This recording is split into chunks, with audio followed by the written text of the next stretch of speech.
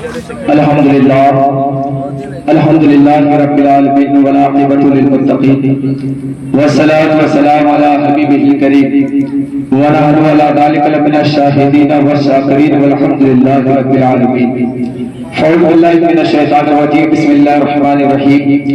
ولا تقولوا لمن يقتل في سبيل الله اموات. صدق اللہ مولانا العظیم وصدق رسولہ النبی الامین الکریم ونحن علی ذلک لمن الشاہدین والشاکرین والحمدللہ رب العالمین. اے شفیع زمانہ زمانی مدد نما درہائی بستراس علی کرم کشا غوث اعظم بمنی بے سرو ساما مددے قبلہی دی مددے کعبہ ایما مددے. قتل حسین اصل میں مرغ یزید ہے. اسلام زندہ ہوتا ہے ہر کربلا کے بعد. اسلام زندہ ہوتا ہے ہر کربلا کے بعد. اور بیٹا علی کا کیسے بھلا ہار جائے گا. ہر تیر ہو بلا تیرا بیکار جائے گا. پیدل چلے گی ساری رعایا یزید کی نیزے پہ کربلا کا زمیندار جائے گا. آئیے بڑی تیزی کے ساتھ آقا انعامدار مدینے کے تاجدار ہم غریبہ کے غم غسار حسنین کے نانا فاطمہ کے بابا محمد رسول اللہ صلی اللہ علیہ وسلم کے بارگاہ کے قصب نامی جی لگا کر درود پاک کا نذرانہ پیش کریں. پڑھی بابا صلی اللہ ابو محمد صلی اللہ علیہ وسلم السلام علیکم رسول اللہ صلی اللہ علیہ وسلم. محترم حضرات آپ اپنی ماتوں کی نگاہوں سے دیکھ رہے ہیں شہنشاہ ترنم علی جناب حضرت علامہ مولانا اسحاق انجم صاحب اور خطیب و امام مولانا طاہر صاحب قبلہ. بہرحال آپ نے ان کو 10 محرم کو بہت سنا. ابھی ہمارے سامنے حافظ و قاری شفیق صاحب قبلہ جو بڑی اچھی انداز میں کچھ باتیں جو ہمیں بتا رہے تھے اور علی جناب غلام سلمہ یا ان کے گھر والے سب مل کر ذکر حسین کا یہ اہتمام کیا. بھوک تو لگی ہوگی مجھے معلوم ہے کیونکہ بھوک ایک ایسی چیز ہے نا کہ انسان بھوک کو نہیں بتا سکتا. اس لیے کیونکہ اللہ نے جب آدم کو بنایا نا تو شیطان اندر گھس گیا.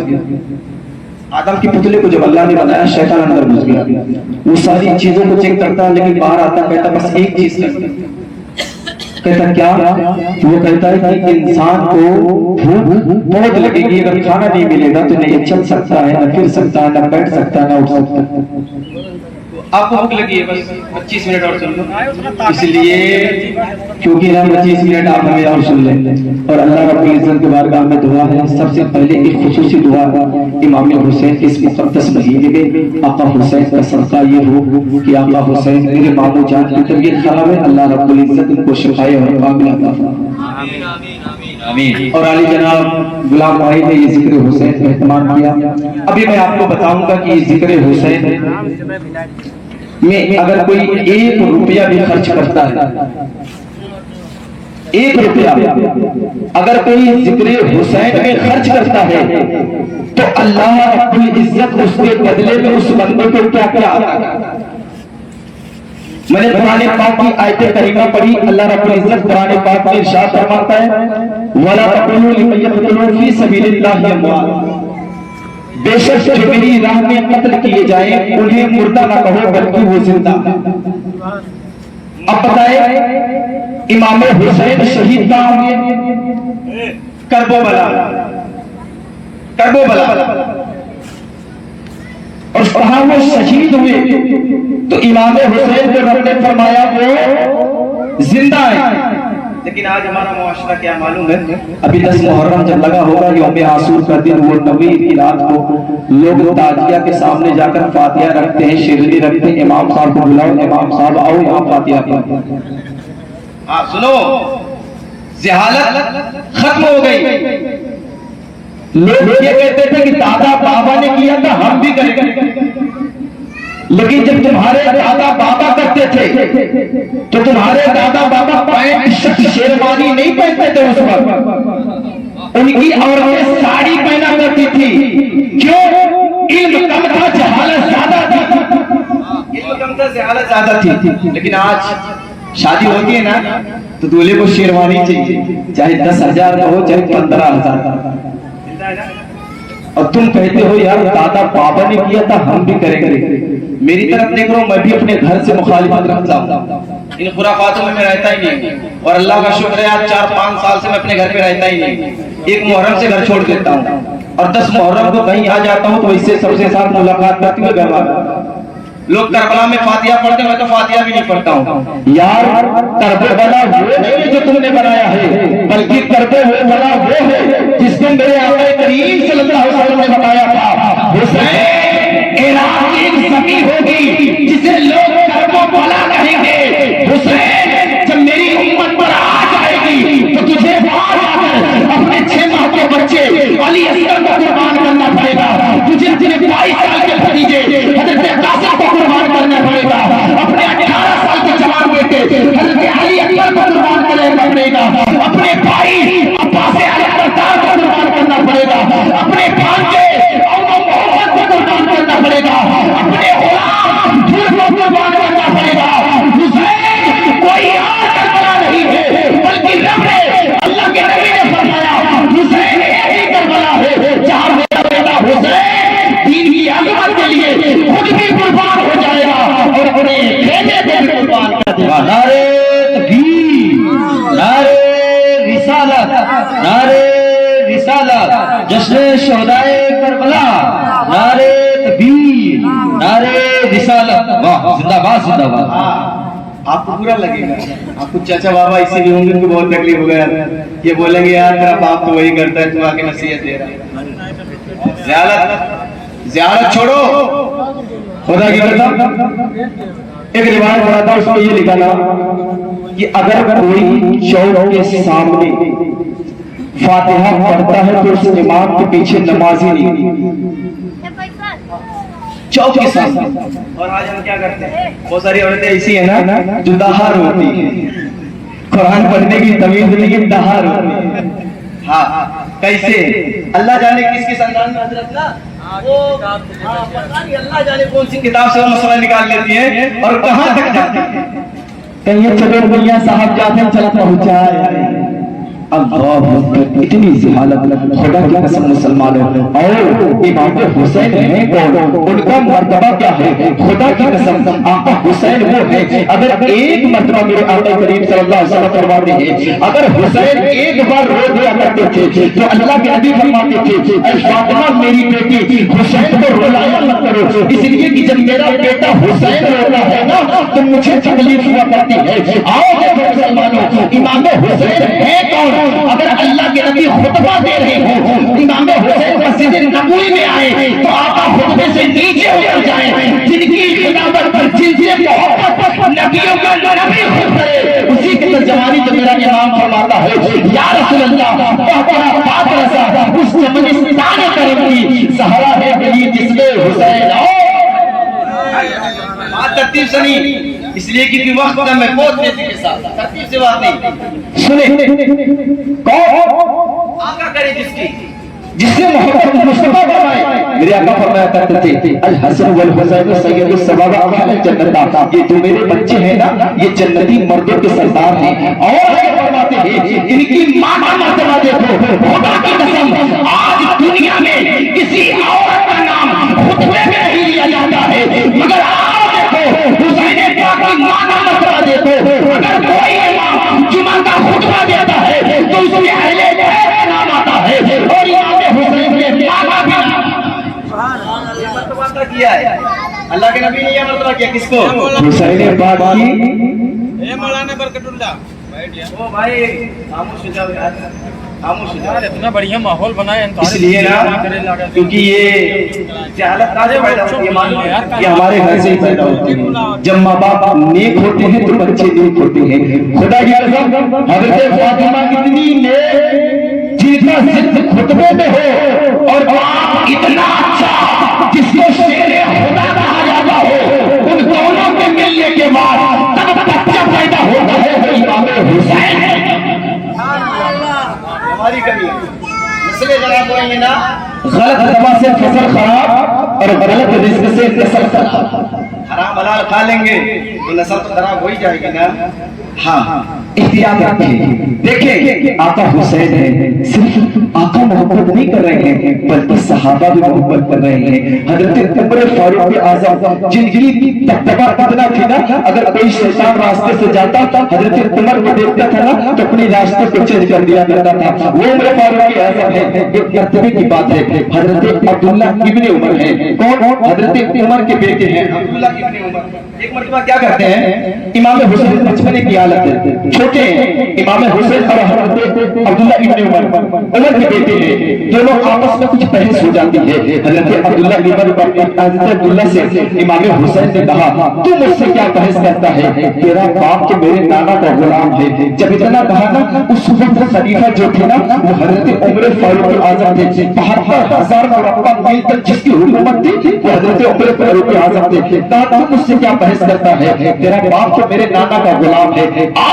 حسین پاک کا بچپنا دیکھو، خدا کی قسم جب آقا حسین نے اتنا کہا نا تو کیا بحث کرتا ہے، تیرا باپ تو میرے نانا کا غلام ہے. جب اتنا کہا عبداللہ ابن عمر کو غصہ آ جاتا ہے، حسین تو نے یہ کہا کہ میرا باپ تمہارے نانا کا غلام ہے، ابھی جا کر اپنے باپ سے کہتا ہوں. آؤ تمہیں روایت کا پتہ چل پڑے تو پتہ چلے گا. جب حضرت عبداللہ ابن عمر اپنے باپ کے پاس جاتے ہیں، حضرت عمر فاروق اعظم بادشاہ سے تخت پر نشی سے تخت نشی اس وقت حضرت عمر فاروق اعظم ہے، ان کے پاس جاتے ہیں. کہتے بابا بات یہ ہے کہ حسین نے آج مجھ سے یہ کہا کہ حسین نے کہا مجھ سے کہ تو مجھ سے کیا بات کرتا ہے، تیرا باپ تو میرے نانا کا غلام ہے.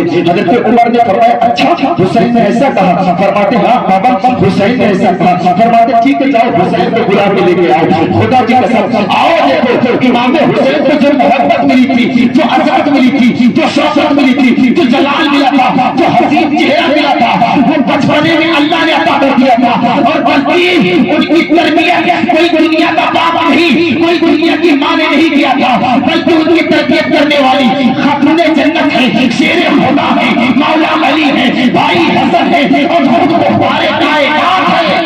حسین کی تربیت اور حسین جن کے بارے میں اعلیٰ حضرت شاہ فرماتے ہیں یا رسول اللہ تیری نسل پاک میں ہے بچہ بچہ نور کا، تو ہے عین نور تیرا سب گھرانہ.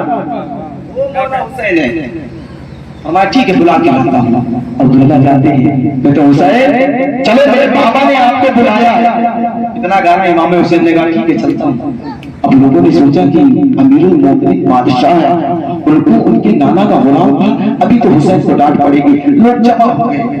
آج معلوم ہے ہمارے یہاں ہوتا ہے گھر میں لڑائی ہوتی ہے تو بغل والے بالکل کچھ مطلب نہیں ہوتے پھر بھی جمع ہو جاتے ہیں. لوگوں نے کہا دیکھو آپ حضرت عمر بہت چھڑا لیے، ابھی حسین کو ڈانٹیں گے. خدا کی قسم جب آقا حسین آتے ہیں نا حضرت عمر فاروق اعظم منبر پر بیٹھے تھے کھڑے ہو جاتے ہیں ادب کے لیے. دیکھو حسین کا بچپنا اور جس عمر سے 72,000 میل مربع تک جس کی حکومت شیطان بھی دیکھ لے تو بڑا مانگے. حضرت عمر فاروق اعظم سے دیکھا ہو کھڑے ہو گئے. فرماتے حسین تو نے میرے بیٹے سے کیا کہا؟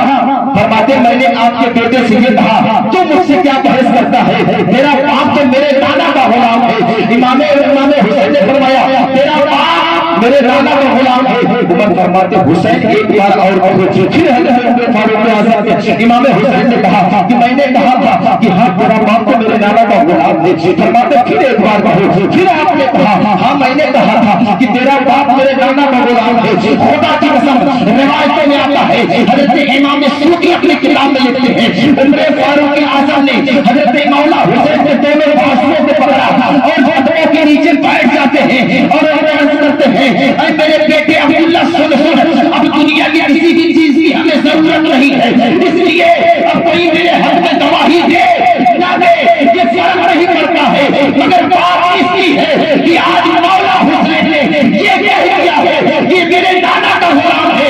کل میدان محشر ہوگا، نفسی نفسی کا عالم ہوگا، وہی مختار کائنات بھی ہوں گے، وہی فاطمہ الزہرا بھی ہوں گی، وہی میرا رب بھی موجود ہوگا. اور امام حسین اگر یہ کہہ دیں گے کہ یہ میرے نانا کا غلام ہے تو رب تبارک و تعالیٰ کوئی سوال جواب نہیں کرے گا، بلکہ فرمائے گا محبوب کا غلام ہے، محبوب کے ساتھ اسے بھیج دیا جائے. یہ امام حسین کی بابا اس کے لیے اعلیٰ حضرت فرماتے تیری نسل پاک میں ہے بچہ بچہ نور کا، تو ہے عین نور، تیرا سب گھرانہ نور کا۔ 8 سنے میلاد حسین 1 روپیہ، خدا کی قسم 1 روپیہ، اس کا تم کو کتنا مل گیا؟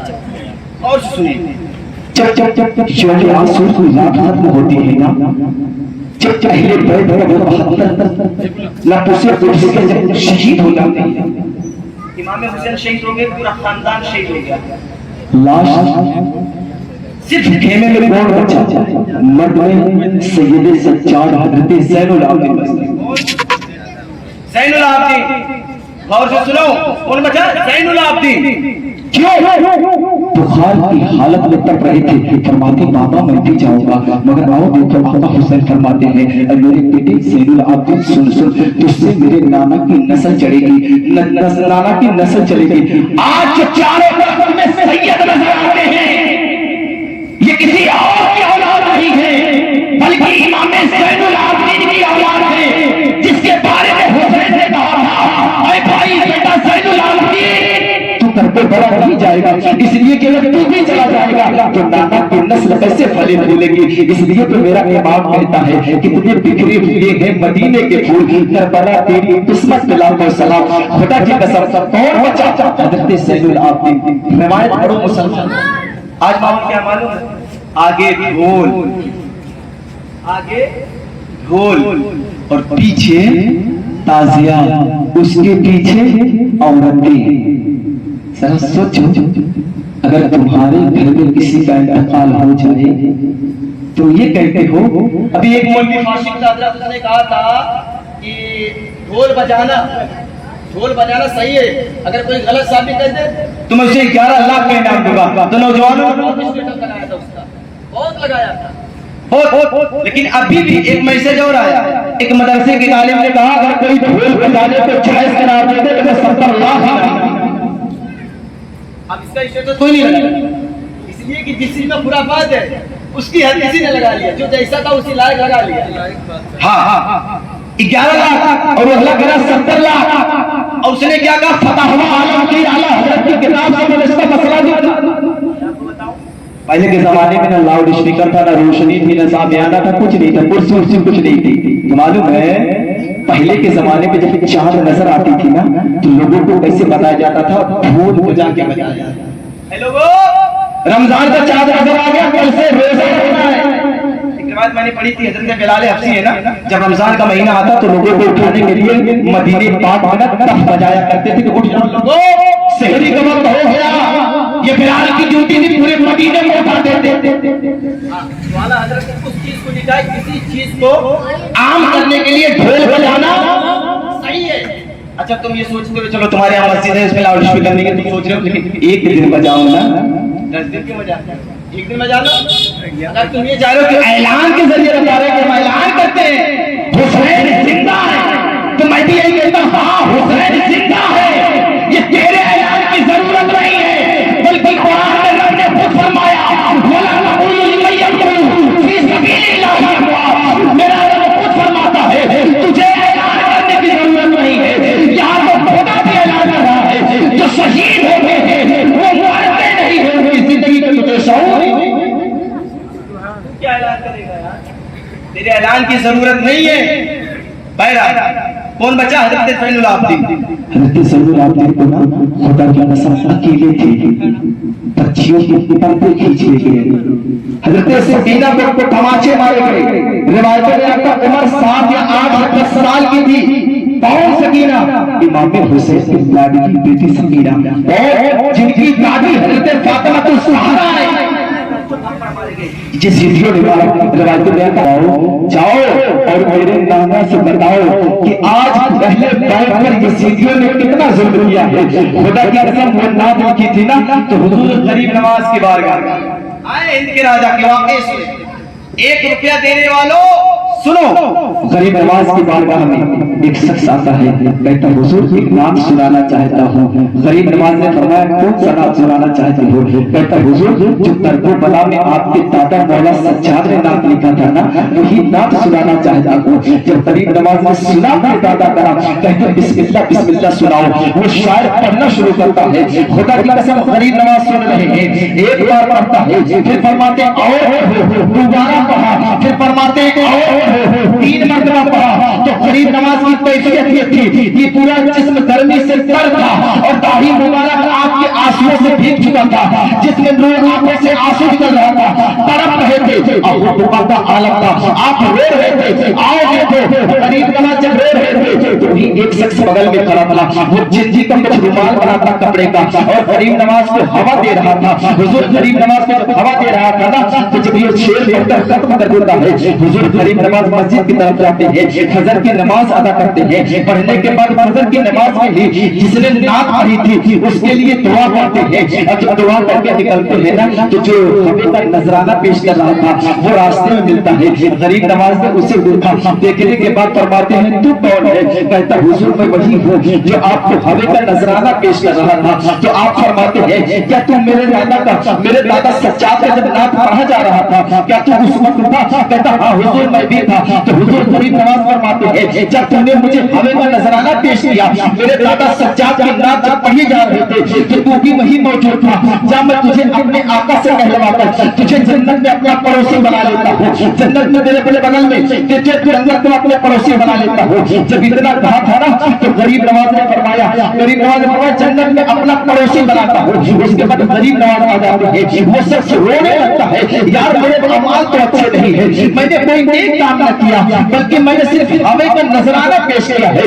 तो गरीब नवाज ने मुझे अपने दादा सज्जाद की मोहब्बत में जन्नत में पड़ोसी बना लिए हैं। मगर जब उससे रोना शुरू करता है और वो शख्स रोने लगता है, तो इतने में हज़रत बख्तियार काकी आते हैं, कहते ऐसे रो क्यों रहा है? वो कहता रो इसलिए रहा हूँ कि मेरे अमाल तो अच्छे नहीं है, मगर मैं तो सिर्फ हमें का नजराना पेश किया था। तो गरीब नवाज ने फरमाया कि मैं तुझे जन्नत में अपना पड़ोसी बना रहा हूँ। तो बख्तियार काकी फरमाते हैं ऐसा रोने की क्या बात है? वो तो बादशाह, वो तो नबी की आल है, उनके कदमों में तो पूरी दौलत है, पूरी दौलत है, पूरी दुनिया है। अगर कोई ठोकर मार दे तो जमजम निकल जाए, इसमें रोने की क्या बात है? वो कहता है इसलिए रहा हूँ मेरे अमाल अच्छे न थे, तो सिर्फ मैंने सिर्फ हमें का नजराना पेश किया था, तो जन्नत में अपना पड़ोसी बना दिए हैं। तो बख्तियार काकी फरमाते हैं जा, वो तो मेरे बादशाह है, मेरे बाप है, जा मैं तुझे दिल्ली की हुकूमत अता करता हूँ। आओ, गरीब नवाज ने जन्नत का पड़ोसी बनाया। बख्तियार काकी ने फरमाया जा, मैं तुझे दिल्ली की बादशाह अता करता हूँ। खुदा की कसम आपको बताओ वो बादशाह कौन निकला था? उस वक्त जो बादशाह चलता था, जमाना उसे सुल्तान अल-तमश के नाम से जाना।